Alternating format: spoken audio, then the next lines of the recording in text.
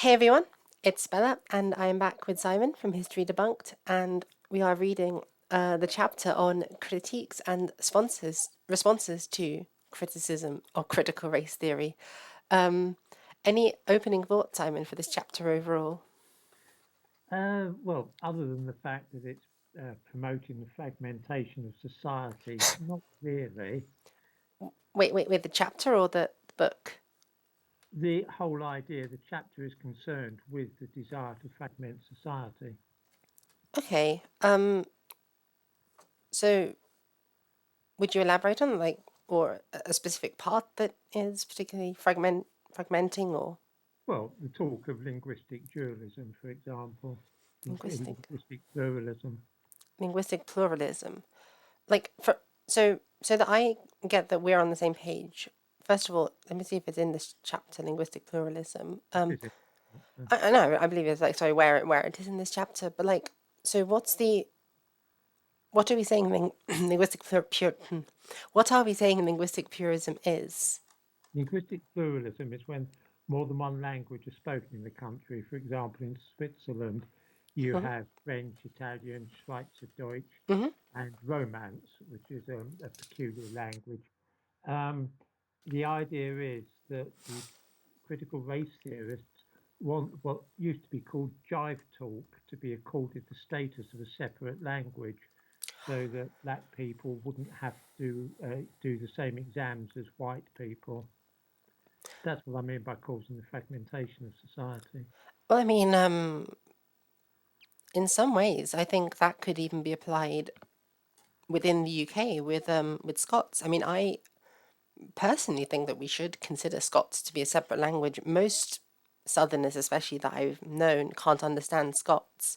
It is Brythonic Celtic. It is a separate language. Oh no, Are you sorry. about Gaelic?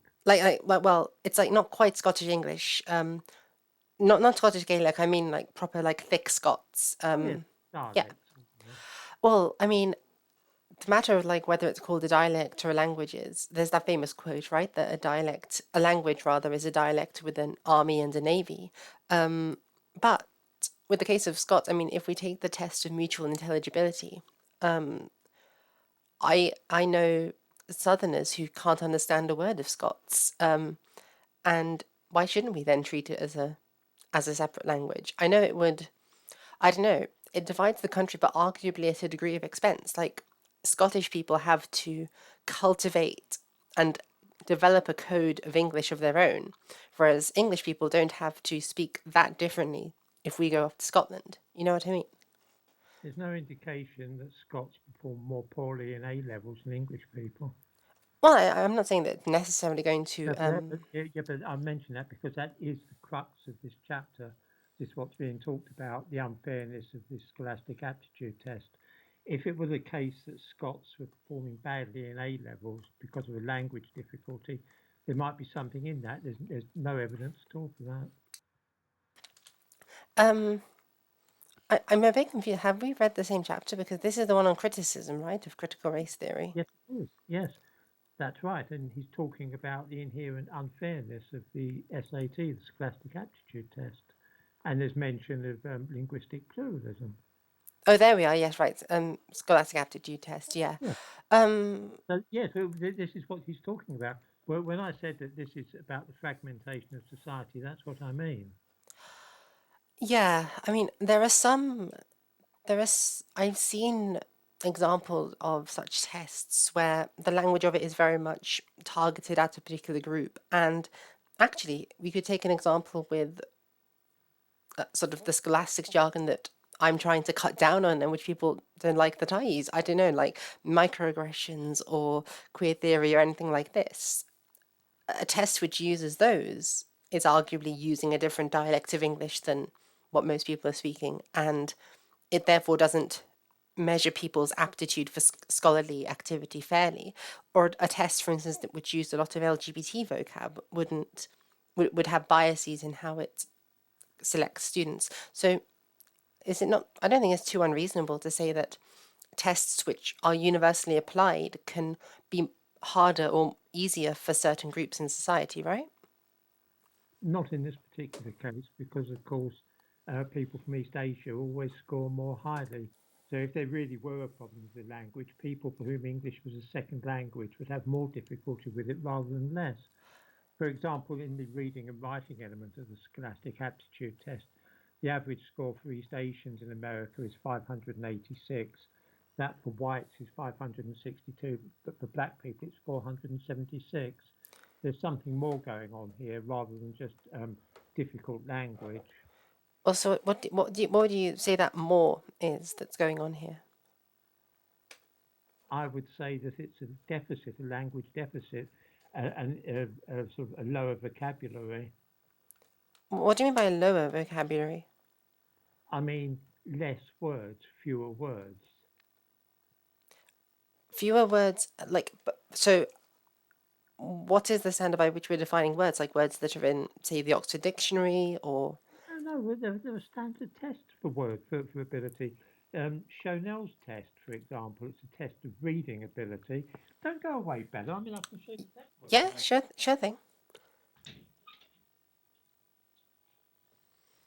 How are we doing, chat, in time of Simon's absence? No, no, Oh, no, I'm here okay. already. I've always got to know long hand. I was about to read a poem. Um, there are standard reading tests here.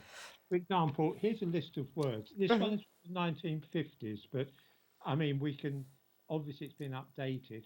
So what happens is that children read through. They start with words like tree, and it goes down to words like antique or satirical or tyrannical.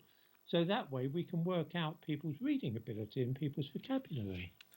Um, And as it happens, people of East Asian origin do very well at that, and black people don't.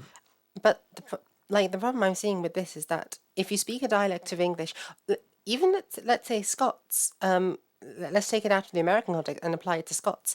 If we give that test to a Scottish child who in the home is almost entirely speaking Scots, and then when they go to school, that's when maybe they get some like standard English teaching. But it's not even necessarily sort of standard British English. They're getting standard Scottish English, which is going to be different a little bit. No, because the written language is identical in both cases. To make this clear, you're not talking about Scots Gaelic, you're talking No, about Scottish accent. Okay, it's written in the same way. no, They've it's got not. No, it's not. No, it's not. Like for instance, they spell the word two as TAE, and there's loads of it's got its own oh, you're orthography. talking about the way that Burns does this in dialect, are you? Yeah, but No, it's twa, they'll have twa for two. yeah. I mean, I just, they call it the Scots lead instead of the Scots language. Yeah. I'm perfectly familiar with that, Bella. But what I'm saying is that when they're at school, they're using the same language. It's one written language. No, no, They but that's speak with different dialect. They may well have different vocabularies. The same thing can apply to all over the country. The same thing can apply to Cockneys. yeah. If you go to an East End home, you'll find that they have particular things, tricks of speech, pronunciation, rhyming slang, that sort of thing. But there is one standard English form of writing. Well, so but it's going to be a continuum, right? The dialects of English within England are going to form a dialect continuum with sort of Winchester, London English being treated as the standard as it has been roughly since Chaucer and Shakespeare's time. And it's going to get less similar to that the further north you go from London and such. And so people from the north are going to be at a disadvantage Again, you're because talking about fragmenting society because either we have a level. The situation here, when Delgado is talking about the inherent unfairness of the scholastic aptitude test, is that there's an argument to be made that black people should have separate tests, should have separate reading tests that test their ability that are not against ordinary English. If you were to apply that principle in this country, then presumably working class people from London would sit different A levels to those from the north of England, who in turn would sit different A levels from those in the West Country, and different A levels again from Scots. Is that what you're proposing? well, so you don't need to have it with people taking different tests. For instance, you can have it with different grading of the tests. Oxford University, to my knowledge, already does this. To put it crudely, sort of two A's and a B from a poor from a student in a poor area in Liverpool, they view that more favorably than somebody with say two A stars and an Of A course they from. do. Yeah, yeah. You're talking about contextual admissions. That's another matter entirely. they use the acorn postcode analysis for that. You're probably familiar with it. I've heard of it, yeah. But Okay, well, what Oxford do, they have various flags for interview. I mean, you probably know as much about this as I do. For example, if they get an application and it flags up 2 out of 3 red flags, they look at the Acorn postcode analysis and they can tell roughly how many people in a particular street, what proportion went to university, social class, and so on. Then they look at the school's record and that sort of thing. This is a separate thing entirely. I know what you're talking about with contextual admission. I don't think it is entirely separate because what that's saying is that different regions are going to be disadvantaged or may have a different relationship to standard English and therefore might have a harder time in the education system. So we treat them slightly differently on that basis, with on the understanding that their talents or whatever may be under manifested or less visible because they're in a system that's harder for them than it is for somebody like me who grew up in London. Yes, the whole process is a disaster, of course. Birmingham Medical School started this caper, and it was a catastrophe. It still is. They have contextual admissions for their courses, and they found that whereas previously 90% of the students passed all the first year examinations with no difficulty, once they started using contextual data for admissions, that dropped to fewer than 50% passing the first year with all their exams passed successfully. There's a whole thing about contextual admissions. It's a very controversial topic. Oh, no doubt, but I'm sure there are things that can be done to help students from poorer backgrounds or, less prestigious social classes Of course, coming there are into. better schools. Yes, yes, absolutely. There's a great deal can be done to help them. It involves teaching them to read English, standard English, earlier and better. I mean, Not not saying that Jive Talk is a separate language. Otherwise, we would have to say if you're going to a called Black American Ghetto language, what used to be called Jive Talk, the status of a language, which is what is being suggested here. That's what linguistic pluralism is code for. The suggestion is that Black American English should be accorded the status of a separate language. In that case, we would have to have called working class London East End Cockney as being a separate language, and I'm not in favour of that at all. I don't think it necessarily means treating it as an entirely separate language. So, for instance, I don't. Well, I mean, in That's some, what linguistic pluralism means. It's what it's written here. I don't It's think actually talking about linguistic pluralism. That means treating black people's speech patterns as a separate language. it doesn't necessarily. I don't think, from my understanding of the term, that linguistic pluralism necessarily means that. From Yes, my So my understanding, linguistic pluralism just means recognizing that there can be variety and significant variety between different languages, and that the distinction between a language and dialect isn't so clear cut, and not assigning necessarily moral or social privileges to one dialect over another. That's, to me, all that linguistic pluralism is. So in this context, it would mean that, like, let's say Jive Talk or like Scots English, would not be viewed as lesser forms of English than London English, which I think is fair. And I think the Scots application, it's very applicable to the UK, including working class English. There are differences, and it's worth respecting those differences. yes, but it doesn't make A levels unfair. Well, what I'm looking at here, why pointing out unfairness in universal merit standards like the Scholastic Aptitude Test? I don't think that the fact that some Scottish people and some working class people use a different form of English at home means that A levels are unfair for them. A levels are a standard test for everybody.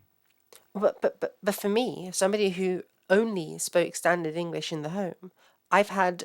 I mean, how when did they start school? Like 3 years. I've had a year or so more, not just of that years of pure exposure to standard English, but all, like, that however many hours the kid spends at home, that's a bunch of hours in their life where they're not hearing standard English, they're hearing a different thing, so they're going to be at a worse advantage. I know from learning languages, any time you spend learning a language is going to make you more proficient at it. And so students who only speak the standard dialect are going to have a huge advantage because they've had so much more time to get familiar with an English whose spoken form is much more similar to the standard written form. We're probably not going to agree on this, Bella. So, Yeah. shall we move on to reading the text and then Yes, we'll it's true. come up? I mean, the text is somewhat short. They don't give as much voice to the criticisms as I might have liked. But yes, let's go on to, well, internal criticism. So coming from within the field of critical race theory, critiquing itself. And they say that the critique takes two forms. One having to do with the pragmatic value of critical race theorizing, and the other concerning the worth of the theories themselves. So they first are talking about the activist critiques, and they draw a distinction between theory and praxis, or a pragmatism. And they ask the question, is critical race theory pragmatic? And they have a bunch of questions that I'm sure could be discussed at length, but it's essentially the matter of like, well, all of this is some stuffy academic discourse. How does it actually apply in the real world? Does it matter for people in the real world? I know I've certainly got a lot of comments arguing to that effect in regards to the things that I advocate for. But I think that what they've said here, that theory and practice need to work together, I think is a reasonable statement that both of us would probably agree on, that you need to implement things together. But like with the example you gave with a postcode system, that comes out of theories of class inequality, which inform, how people do research, and then how government and institutions allocate resources and such. So it's not that these theoretical questions are completely, I guess, you know, they're not without real life effects. They're very serious real life effects. And they say here that critical race theorists respond that they're working at developing a vision of an alternative system to replace it. And they cite some theories here which I'm honestly not familiar with, like Derek Bell's cultural and educational self help, ideas about reforming electoral democracy. All of these are much bigger and complicated questions. There's a linguistic pluralism that we were just like at loggerheads about before. And they bring up a case here of a person who has experienced racial epithets being used against them in the workplace. And the question legally, which is rather interesting, was whether it was lawful to say that that person is not able to use such epithets in the future. Now, I think based on the wording of this, that he was not allowed to use epithets in the workplace, which I can personally get on board with, although I understand feeling uncomfortable about the sort of freedom of speech implications that this has. But if it's saying that he can't use racial epithets outside of the workplace, I don't like that personally. That's definitely a huge infringement on freedom of speech. And for the record, I don't like that we have hate speech laws in the UK. As much as I dislike hate speech, I don't feel it should be legally penalised any more so than abuse of No, a I generic agree kind. entirely. Yeah. So let's get on to then critiques of the intellectual heart of critical race theory, which is more dramatic, let's say. Because what they say is that a persistent internal critique accuses the movement, that's of critical race theory, of straying from its materialist roots and dwelling overly on matters of concern to middle class minorities, such as microaggressions, racial insults, unconscious discrimination, and affirmative action in higher education. A commenter whose name I can't remember brought up the matter of why don't critical race theorists complain about black people getting represented in trade schools and such like that. And I mean, if they face barriers to entry for those fields, I think that's a valid concern that should be raised. But anyway, they also talk about unconscious discrimination. Yeah, sorry. So they say if racial oppression has material and cultural roots, the argument would be that attacking only its ideational or linguistic expression is apt to do little for the underlying structures of inequality, much less the plight of the deeply poor. And they talked about that in an. Delgado probably hasn't met any deeply poor people. Deeply poor people are usually concerned about things like childcare They're concerned about paying the electricity bill. They're concerned about finding a place at a nursery. All this stuff about microaggressions and unconscious discrimination. If you speak to the average black person in this country or the United States, certainly a poor one, you'll probably find those things are fairly low down on their list of priorities. They want someone to help them go shopping or to look after their kid. Yeah, to be sure. I mean, I've known a couple of black people who do sort of find things like microaggressions to be a problem, even if they don't necessarily sort of frame it as microaggressions, or they don't talk about it in critical race theory terms. I feel like these issues do affect them, but it's really important, like you say, to contextualize that for poor black people, matters of finding a nursery are going to be more important. The food bank in their area may be much more important to them than, or well, yeah, than necessarily racial discrimination, even if they also face that. I can see that criticism to be sure. I mean, part of it is that, like you said, Doug Ardo probably doesn't know anyone. This is a lawyerly academic field. Knowledge lack, yes, quite. Yeah.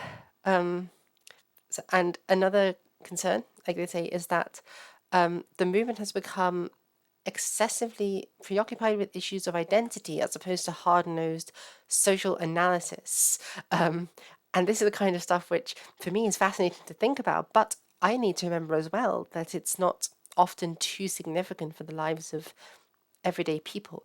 That's exactly what they say. They may pose intriguing intellectual puzzles, but they lie apart from the central issues of our age. I mean, to some extent, whether somebody passes or not can influence, for instance, how a police officer responds to them. But the finer details of what privileges should or sort of rights to space should a passing person have or not have, definitely these are removed from people's everyday lives and the things that they go through. It's fascinating to see that word passing. I mean, I've always associated it more with transsexuality rather Mm. than race. It's interesting to see it being used in a racial sense. So I would need to look into this. From what I've heard, I think it was actually the reverse, that it was originally developed in a racial sense in the US with Well, quite possibly true, Bella. I'm just saying uh, personally, I've yeah. encountered it enough amongst trans people, but I've not seen it before in this context. But perhaps it's an Americanism. No, I've seen it as well, as an Americanism, so definitely, yeah. Um, it's very interesting. I've not really seen the matter of passing applied much to race over here. Although it could apply to passing because I've at various points in my life been read ethnically as Mediterranean or like Italian, Sure. Arab, yeah, various things. Yeah, so I mean, oh, just one quick thing with passing. I mean, depending on, to use the Scots analogy that I brought up before, Scottish people in some contexts pass for English, but then in other contexts they're Scots and their sort of linguistic background may be a disadvantage to them. It's not that it works exactly the same as racial categories, but still. No, no, but we all switch between identities like that. I pass sometimes as middle class, and I've even been known to pass as being an academic, astoundingly enough. Although actually I'm completely working class, all my origins are working class. But obviously, it suits my purposes sometimes to pass on another level, to pass as being part of a different social group. A lot of people do that. To be sure. Um, they talk here about a furious right wing attack on all people of color and the poor, which is maybe a bit dramatic. I haven't seen that happening. I mean, I've seen it on the poor. Like, Rees-Mogg clearly hates the poor, um, but that's maybe something that people can disagree on, I guess. But the question of whether it He's makes Catholic. I think it's more that he sees himself as a Catholic gentleman. I don't think he hates the poor. I think he believes them to be almost a different species. I'm sure that he. Well, no, I think he's probably happy enough to give out problems after church, or something. maybe I don't know. He just seems. I mean, talk about sort of being removed from the concerns of ordinary people. I've seen him tweet about we need building new buildings to look beautiful rather than almost like as an equal priority to the provision of housing or cheap housing. I'm like, Jesus, man. Like, I'm sorry. Like, Rees-Mogg just, oh, he, I really hate him. Do And you? Why? oh, he's like, he acts like a Disney villain. Why would you cultivate that? Why would you make yourself seem Because he like, sees himself as a Catholic gentleman. He sees himself in a particular standard that used to be an accepted thing in this country. You would get the Catholic gentleman who, again, you're talking about, we were talking of passing. Sometimes Jews tend to make themselves more English than the English, and it's a thing of they have an idea of an English gentleman. You got it with a certain type of Catholic as well, that they have an idea that they are gentlemen, and so you get the concept of the Catholic gentleman in this country in the historical sense.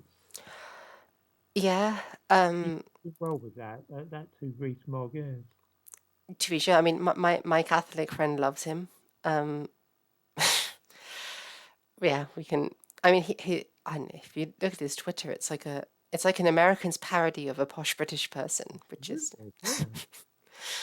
oh man. But yeah, speaking of, we're right onto that here. Another question is whether critical race theory takes adequate account of economic democracy. And if the emerging issues of the new century are like world trade, globalization, workers' rights, and who shares in the new wealth created by the technology revolution, a movement that has no theory of race and class is apt to seem increasingly irrelevant. I mean, to be fair to them, I think they, in earlier chapters, have shown how they're very much taking class into account in their analysis. So I don't think that's too fair. And then this is going to be the last section, which is about, I guess, applying critical race theory in other areas. Because obviously, this is not, neither of us are lawyers, and this is a legal text. And critical race theory has exploded in interest in recent years. It's like an academic fashion, as it were. And it's therefore been applied not just in different legal fields, which is what they're talking about here. Like they're talking about applications of it in India or in Europe with the Roma, but it's also applied in both of our fields, in history and in literature studies in various ways. And that is sometimes quite controversial. I don't know, do we have any thoughts on this final bit about like as a method of inquiry and applying critical race theory to the I have one UK or thought Europe? that you missed out quite a bit at the beginning. Perhaps you were aware of that. If you go back to the beginning Of this bit, of the chapter, right? As to whether critical race theory are still helpful or go- likely. keep going back, Oh yeah. back. Oh right. You didn't start at the beginning. Oh sorry. Right at the very beginning. Yes, there. We didn't look at the idea. Okay, paradigms resist change, and Mm, we said that there was resistance to the paradigm of civil rights thought. Yeah. yeah. Okay, all paradigms, all new ideas are resisted by the ruling paradigm, obviously, because most of them are rotten. So the fact that there's a great deal of resistance to critical race theory doesn't tell us anything about its validity. It might well be completely false and completely screwy. He seems to think that the fact that there is resistance to change to the ruling paradigm has some significance. I don't believe it does for a moment. I don't know if I think he's implying that necessarily. Well, no, I do see what you mean because I think with He said Thomas, that it sparked stubborn resistance. yeah. Well, I think also with invoking Thomas Kuhn, it's implying this idea of going from a less state of knowledge to a better academic model for understanding society. And I would agree, it's not necessarily always more accurate just because it's more recent or different. There could well be more useful models in the past, and say Marxists, for instance, would very much argue that postmodernist analysis of today is less adequate as a means of analyzing society than traditional Marxist critiques would have been. I don't think it's too surprising, though, that he's implying that critical race theory and its ideas should be adopted within the legal field. But you're right, I guess, that he's framing it as almost, yeah, maybe inevitable for critical race Well, theory to come in. this is healthy. You know, the Newtonian worldview was only superseded by Einstein's ideas on relativity. After a long struggle, it's good. It's good that there's stubborn resistance to new ideas because that tends to sort the wheat from the chaff. This is true. Part of my issue with how people talk about critical race theory, and it's why I wanted to do this series with you, is that so often when I hear people arguing about critical race theory or the ideas, they're saying, I dislike critical race theory, but they're not saying a specific thing that they dislike, a specific theory, text, Yeah, or idea. And sometimes they're saying things which are very clearly, I don't know, garbled understandings of terms. Like I saw somebody on Fox News saying, I have working hard privilege, which is by definition not what the term privileges means. So my thinking has shifted on whether it's even worthwhile trying to tell people, well, look at what critical race theorists are actually saying, because I don't know. I don't know if if when people are invoking critical race theory in opposition, for the most part nowadays, I don't know if they're actually arguing against these academic theories or if they're arguing in response to popular activist calls for reform, like Black Lives Matter and defund the police and such movements. So I don't I know. I have So no idea at all on the subject. Scripture says, answer not a fool according to his folly. There's very little point debating with people unless they know something about what they're talking. well, yes, to be sure. So maybe I should just yeah not pay much attention when people bray on about critical race theory. People do the same thing with gender theory as well. And Right, hang on, you mhm. go back to the external thing because this is something you were talking about last week. Oh yeah. Criticism. We're talking here about ignoring contributions of writers of colour. Hmm. You mentioned that last week. You said there was a case Yes. to be made for discriminating in favour of people of colour that are contributing articles to journals and so on. Do you Hmm. remember? Yes, I actually wrote a note on there as well. Funny enough, exactly what I talked Yes, about. yes, I remember you saying. And Yeah. the thing that puzzles me about this is that when you get an article submitted to a journal, it's not always possible to tell what skin colour in fact, it's seldom possible. You know, someone has a Portuguese name. Mm. They could be Hispanic. They could be from, say, the Indian state of Goa. They could be from Angola. They could be white European. I don't see how you would know when you had an article submitted to a journal whether it was a person of colour. So, in all honesty, I don't necessarily know how the process of selecting an article for a journal works. It could be that it's literally a matter of checking this person's identity, because scholars are going to have public ID of some kind. Like my name is on my university webpage and such lot, so they can go there and they can see, are they a member of so and so group, and But therefore, yes, but do you think that they would check what colour your skin was before they decided whether to publish or not? Because that seems to be the implication here. Talking, they seem to be implying that writers of colour and scholars of colour are being somehow discriminated against in publication, and I'm puzzled to know how that might work.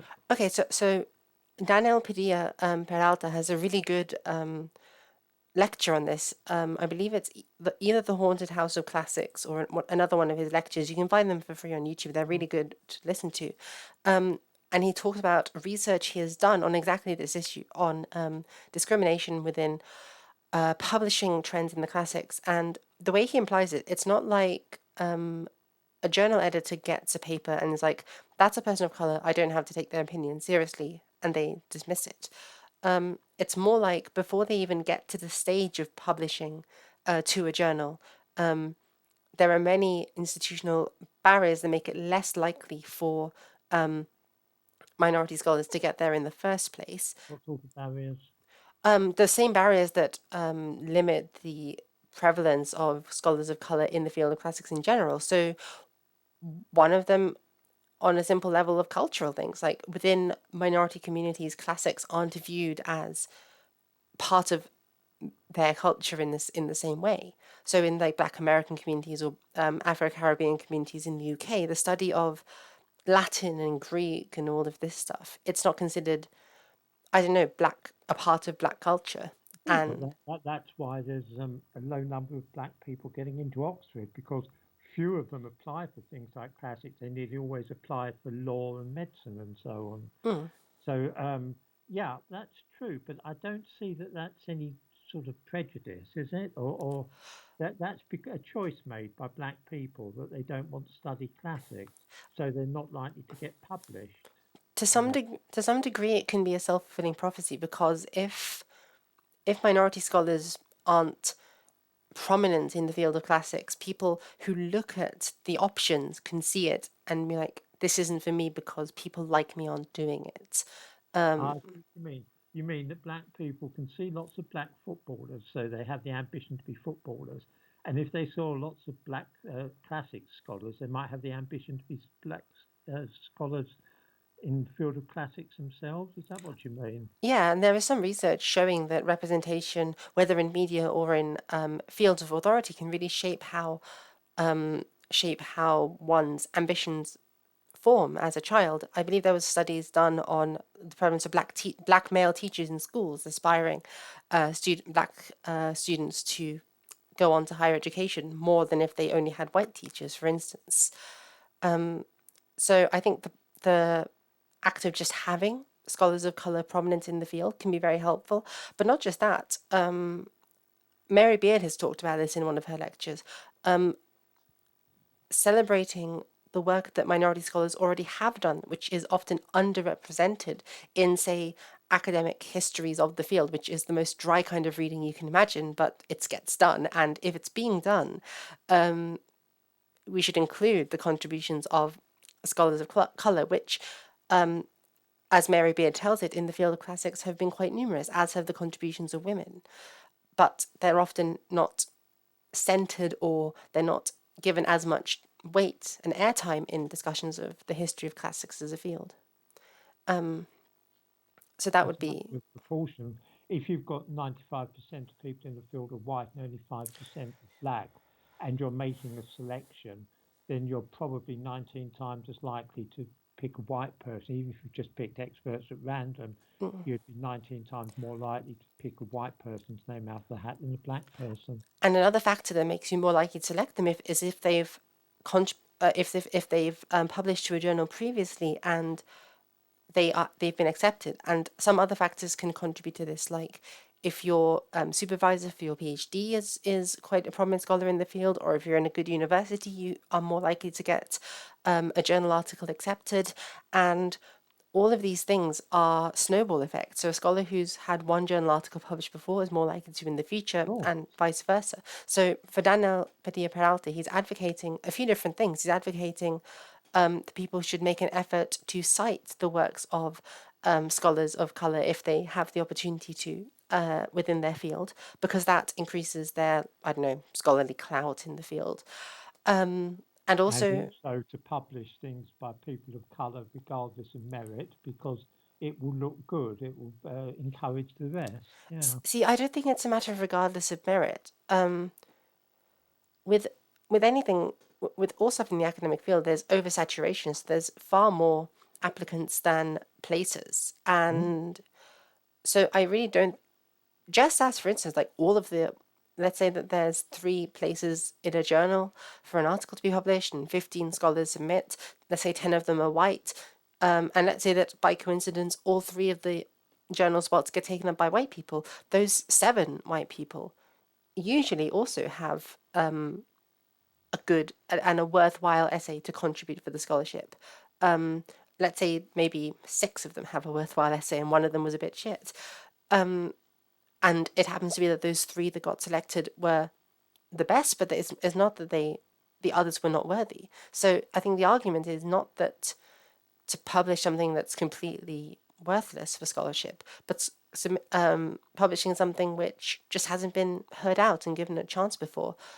Part of it also is the matter of linguistic pluralism and I guess listening to alternative perspectives that we've had before. For instance, with gender issues, recently, I don't know who her name is, but the first woman to publish a translation of the Odyssey that came out quite recently, and that brings a new perspective to the ancient Greek texts, which male translators, because there have been so many of them, haven't done. People have written in The Guardian, for instance, about the difference between these translations. So making an active effort to listen to minority scholars can bring new perspectives to things which haven't been shown before. Mm.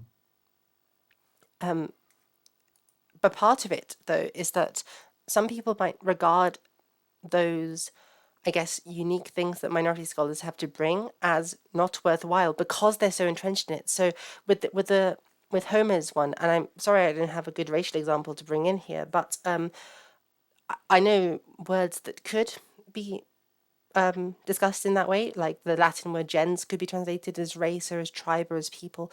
It's really complicated, but with the word doule in Greek for like slave, male translators in the past had translated this in Homer to be like prostitutes, whores, and such lot, framing the presence of women in Homer as primarily sexual, whereas the word itself, in most of the contexts it's used in Greek, doesn't necessarily have a sexual implication. It's just servitude.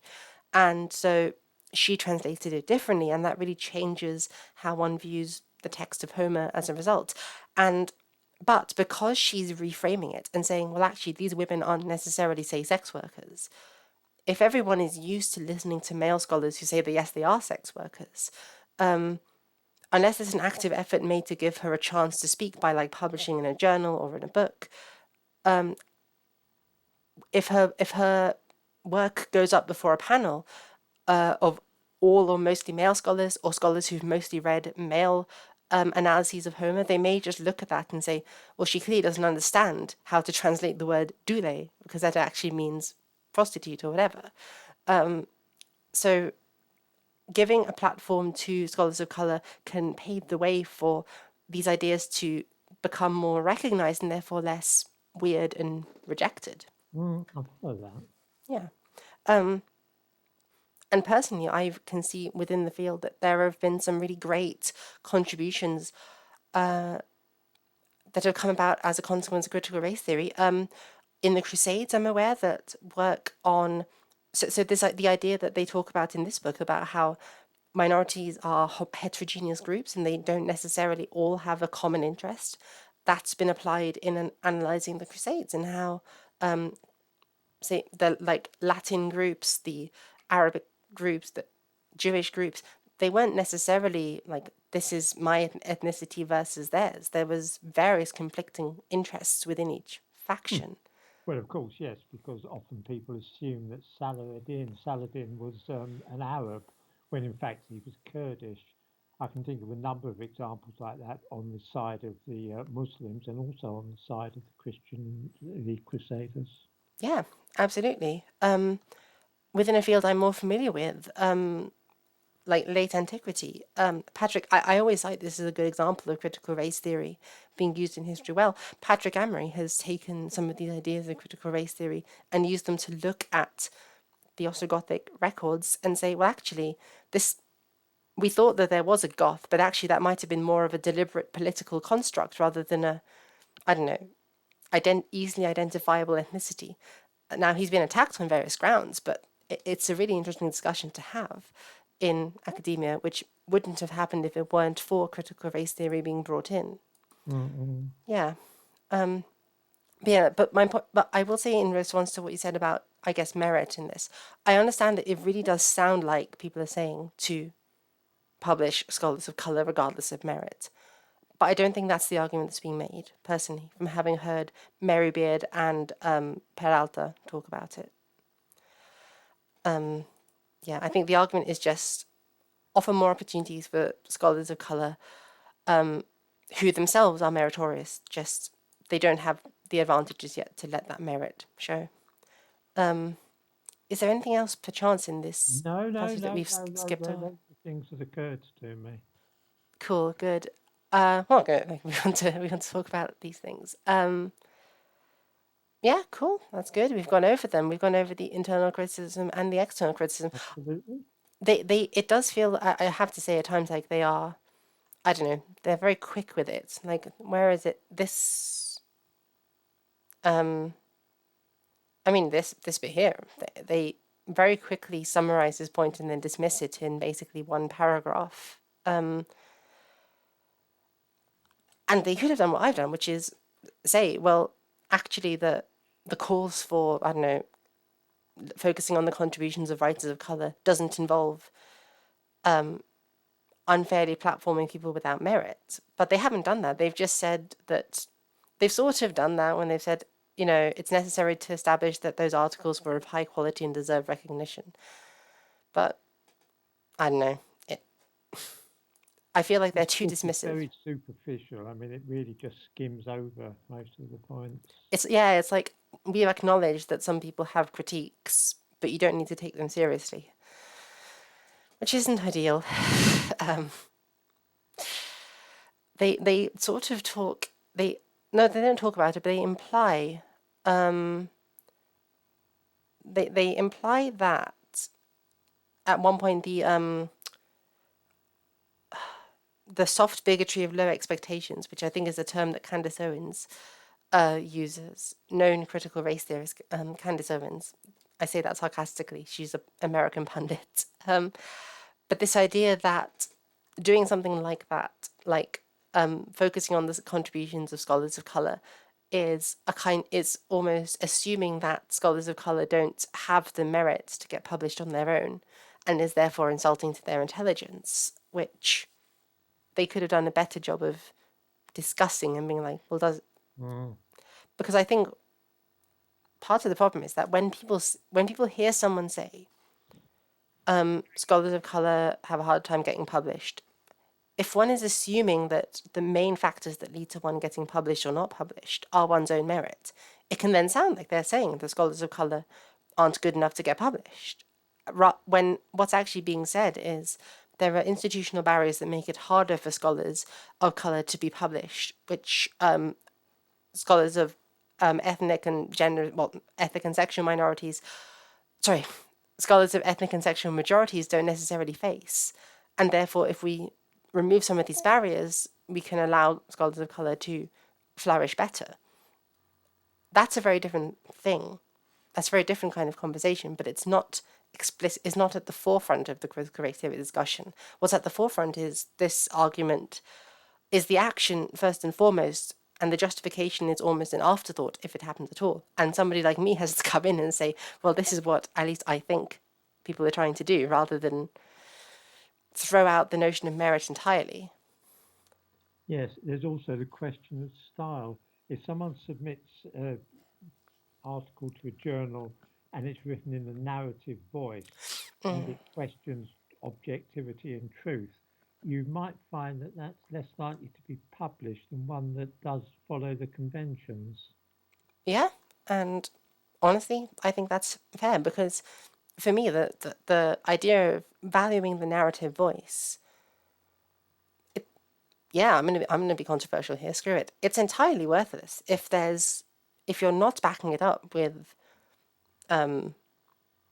evidence that the arguments you're making with this narrative voice account are indicative or reflective of a broader trend in society. Because if it's literally like, this is my experience of things, this is how I feel about things, and you don't back it up with anything, anyone can make up anything. Like there's no justification to include an article written entirely in the narrative voice. Which is why I'd be interested to know whether the articles that are submitted to journals by people of colour that aren't getting published differ not in the depth of scholarship, but whether or not they're written in a different way, if they're written to, not abiding by the usual conventions, because a lot of those journals are fairly conservative in that they will publish stuff written in a particular form, referenced in the correct way.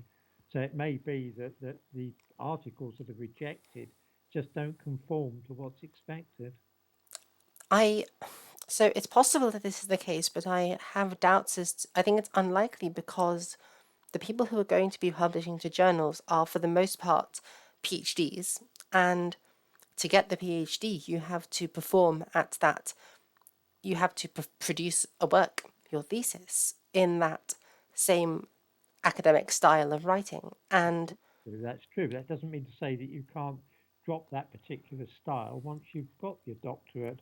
Once you're doctor, whoever it is, you might feel that you should start being more authentic and using the narrative voice when you're submitting to journals. I'm not saying it does happen. I'm saying it's a possibility. it is a possibility, to be sure. The closest I can say to it, because again, I've not read too much critical race stuff. I've read much more like queer and gender theory stuff. One of them, oh goodness, his name I'm completely blanking on. He's an archaeologist from South Africa who does really interesting work on queer archaeology. He wrote an article about the perspectives of queer archaeologists not being taken seriously, and it's the paper itself sounded much more like it was in the narrative voice. He backed it up with some examples, but it felt more like art history, and I can understand someone dismissing that as that's just your interpretation of what's happening in the field. Um, so the question of whether the articles being published are written differently or not, Daniel Padilla Peralta has written a great paper on this, which he talks about in his speech. I'll try to find the paper and send it to you because, I mean, also for myself, because I should read it as well and see his actual process, because he lays Yeah, out his I methodology. see. Yeah. Yeah, very interesting guy, Daniel Padilla Peralta. I also think it's valuable just because he sort of links classics to race and class issues in a way that make them more contemporary than necessary. I think his book that he's published is called Homer's Homelessness, and it's about themes of homelessness within Homer and how it relates to his history of experiencing homelessness and poverty as a child. And I don't know, that that to me is much more likely to make somebody go, well, hey, maybe there's something in this thousands years old Greek text that is relevant to my life as well. I think that's quite valuable. So, with that being said, I think we've actually come to the end of this chapter, and Yeah. then we're basically next week on to, I think this is the last one on critical race theory right now in the present day, because unless I'm mistaken, this is a sort of second something, third edition, so they've Yeah. This updated. is the 2017 edition, and it was completely updated. Yeah, so they're going. I'm assuming we're going to get stuff about Black Lives Matter and Mm. all of this sort, which will be very interesting. Right. Yeah, brilliant. Looking forward to it. Thank you again, Simon, for participating. Thank you, everybody, for watching, and I will see you guys next week. Bye. There